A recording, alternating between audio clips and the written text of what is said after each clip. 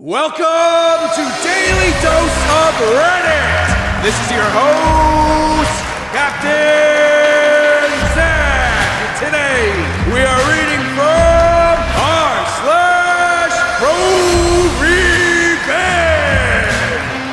Episode 100. What's up? Alright, this story's called He Punched Me Over a Fender Bender, I Destroyed His Life. I was working as a civilian with the US military overseas, and I lived off base in an apartment complex among the US military. One morning, I accidentally hit another soldier's vehicle. Upon exiting the vehicle, I noticed that both of our vehicles were what you call a hoopty. A hoopty is an old car that is pretty beat up that has been passed around from service to service member, and they generally sell for $1,000 to $2,000. I also recognize that I was at fault for the accident. It was a very minor accident. His rear bumper was dented in slightly, but I could hear both our cars still running. I approached the driver, who had already gotten out, and he was in uniform, and I apologized and said if it was alright with him, I'd like to negotiate a payment that I will pay him in cash, and we don't involve the authorities. I wanted to keep this simple.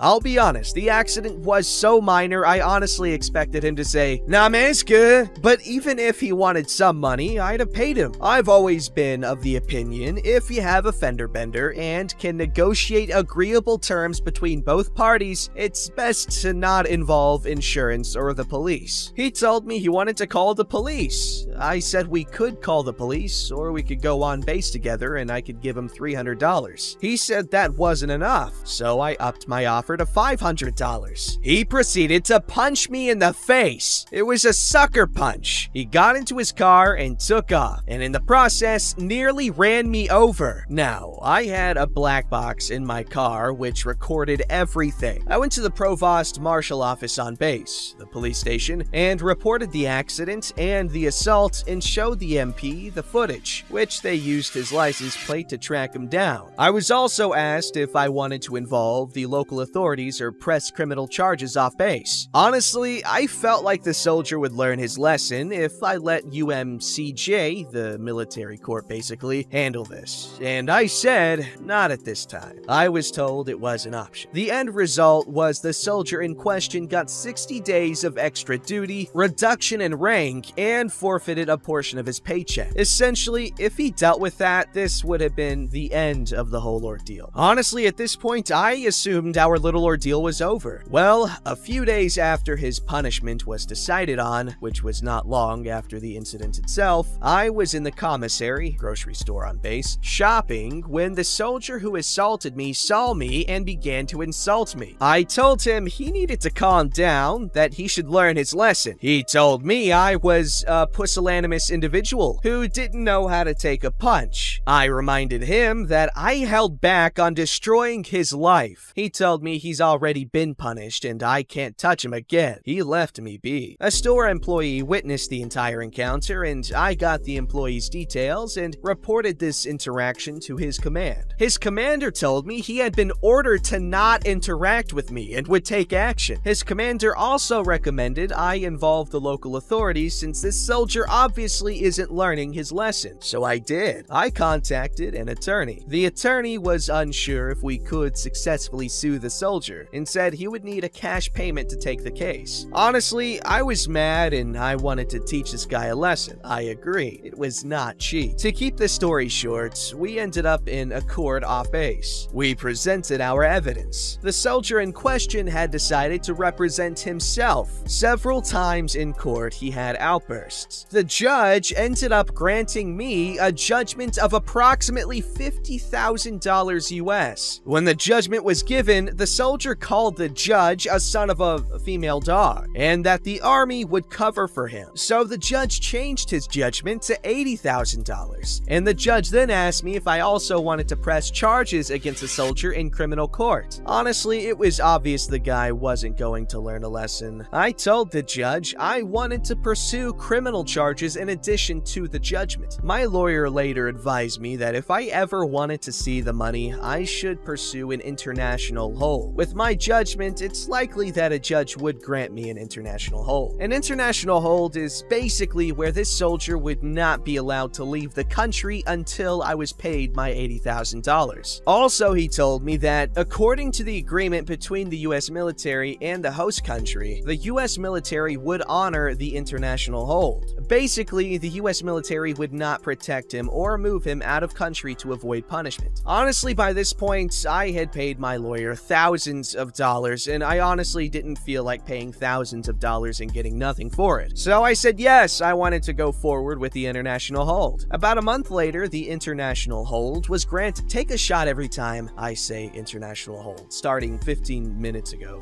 This story's not even that long. About a month later, the international hold was granted, and the US military was informed of this. 2 months after that, the criminal case was over, and the soldier was sentenced to 90 days in jail. By this point, the soldier had been moved onto the base into his barracks by his commander. I remember the day I was informed. The MPs handed him over to the local authorities to begin his 90-day jail sentence. Did I mention he still owed me $80,000? I heard nothing for a year, and then one day I get a call from his commander. His commander wants me to make a statement in regards to the case. I go in and make the statement.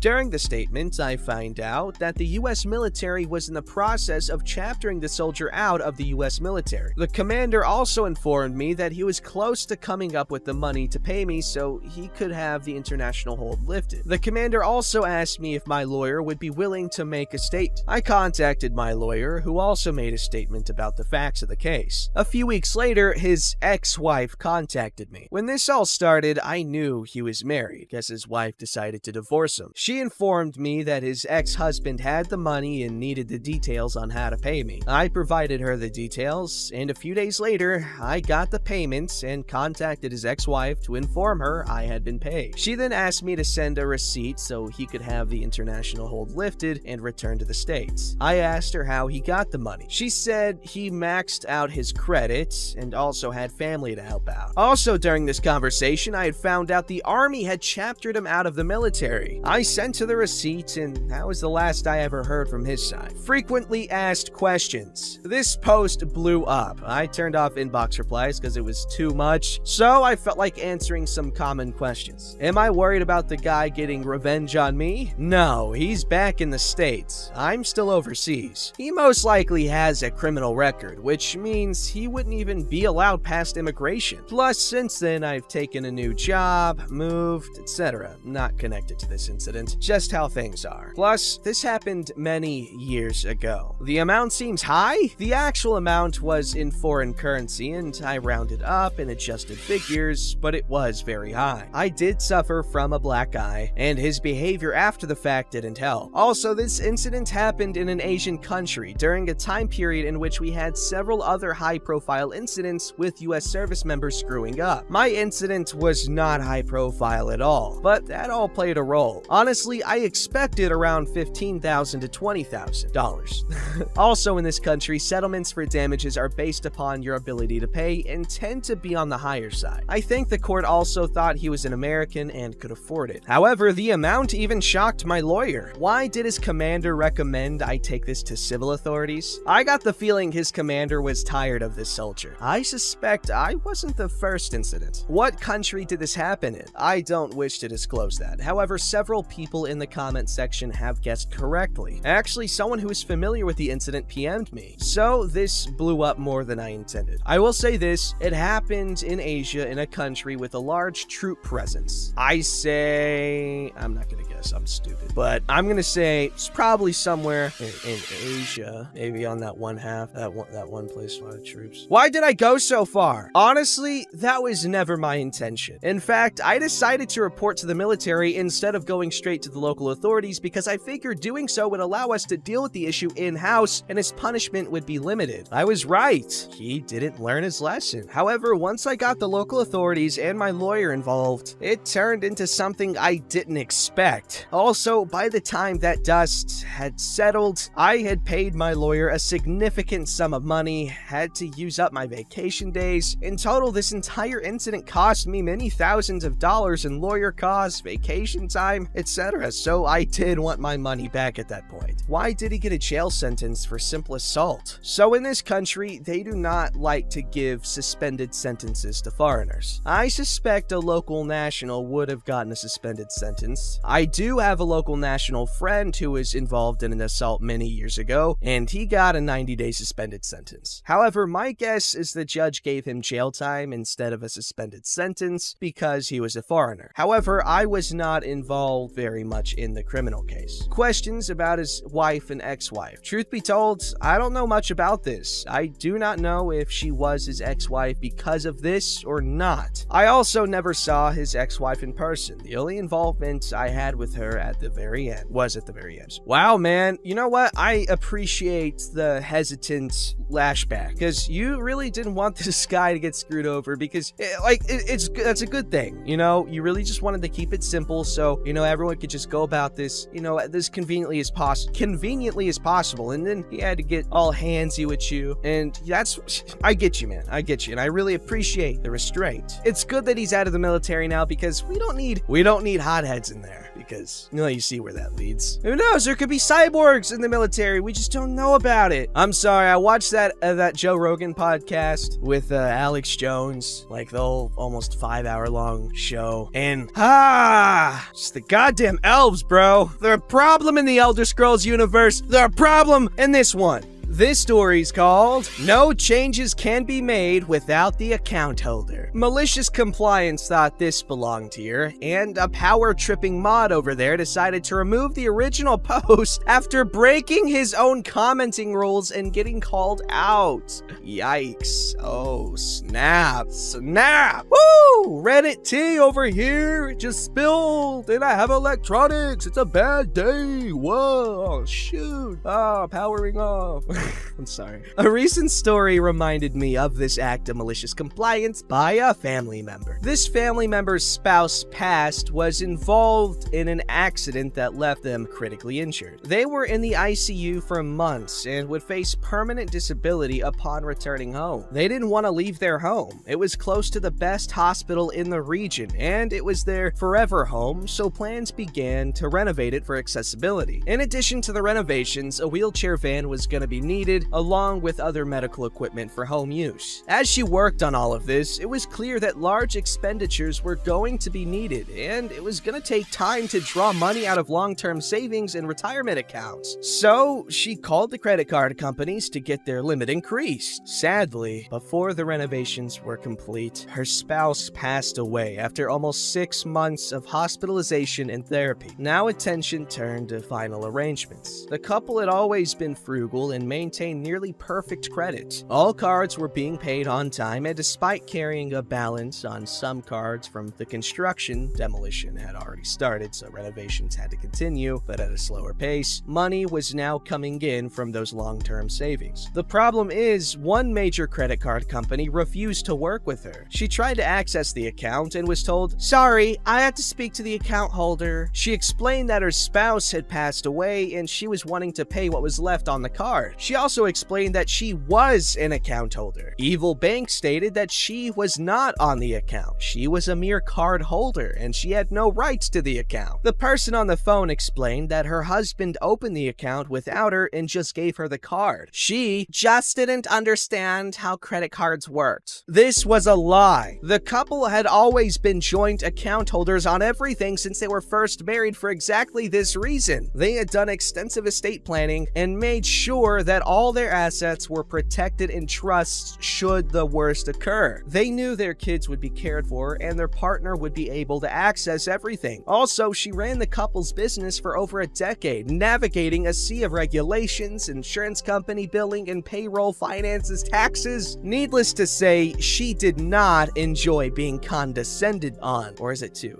I think it'd be on. I could be wrong. Two? Say two. Unfortunately, Evil Bank would not budge. They would not allow any access to the account for any reason, but for some reason, they didn't cancel the card after finding out the sole account holder had passed away. This back and forth went on for weeks, with multiple calls to the Evil Bank and trying to escalate the issue to supervisors to address the state of the account. In a final attempt to show Evil Bank that they were hurting themselves by this, so I'm unable to access any part of the account, even to make a payment. That's right. So the account is going to be closed. No, only the account holder can do that. Even though the account holder is dead. Only the account holder, ma'am. So what does that mean for card holders and being able to charge the account? Only the account holder can deactivate a card or modify the account. So what happens if a card holder uses their card? They can continue to use the card until the account holder tells us otherwise. The deceased account holder. Yes, I can't help you with anything else. You need to put the account holder on the phone if you want to change anything or make a payment. No, that's fine. She broke down crying immediately after, but decided that they set the rules so she would play by them. All the final expenses, medical bills, and as much construction cost as possible was put onto that credit card. She maxed it out, then let it sit until the credit card company started calling for payment. I'm sorry, per your policy, I'm just the card holder, and I'm not responsible for any balance. Ma'am, this balance needs to be paid or it will affect your credit. It better not. I'm not on the account. This is an illegal collections call, and I will be reporting it to the FTC and the attorneys general in your home state and mine. I'll have his number on speed dial. You can make your case to the court. She was used to getting medical insurance companies to pay claims for the last decade or so. You didn't want to play hardball with her. Remember how all the assets were in trusts? On paper, her partner had no assets to place a lien on. All the cash in the joint checking account had been used to pay expenses for the last several months, and withdrawals from long-term savings were sent to her account, not the joint account. They had agreed to move all exposed assets shortly after her partner regained consciousness, fearing the worst. Plus, all the income from the business had been brought home in her name for more than a decade, so she would actually get some kind of social security payment when she got older. So not only did his estate have no assets to go after, he didn't have an income for the last decade. Evil Bank was left with a maxed out credit card and no assets in the estate they could file against for payment. The handfuls of other credit card companies worked with her to raise limits temporarily or remove daily spending caps for large expenditures, and they were all paid without a single missed, late, or partial payment. Evil Bank had to eat a 5-figure loss, all because they decided that the wife didn't deserve to be on the account from day one. She had every intention to pay every bill and expense. She has never been one to try to scam or cheat someone. She gave Evil Bank every chance to accept the money for the bill. They repeatedly refused to acknowledge her as a spouse or executor, sorry. But she sure liked the irony of the only company that refused to acknowledge the death of her spouse ended up paying for the funeral expenses. Heyo! Credit card companies suck! They're evil! Just says the guy who doesn't like paying his bills. I do. I don't like, right? Who likes paying for stuff? Just give me free things. But anyway, first of all, spouse, OP's friend, you a real one. Spouse that passed away, rest in peace. But OP's friend, you're a champ. You are a champ. Evil Bank, you suck, and I would love to do service with you. Just let me fake my death afterwards so I don't have to pay off my massive credit card bill that I will accrue, because I will buy like 45 PS5s. Who needs that many? Me, because I'm heartbroken. Don't forget to like, subscribe, and hit that bell to never miss an episode.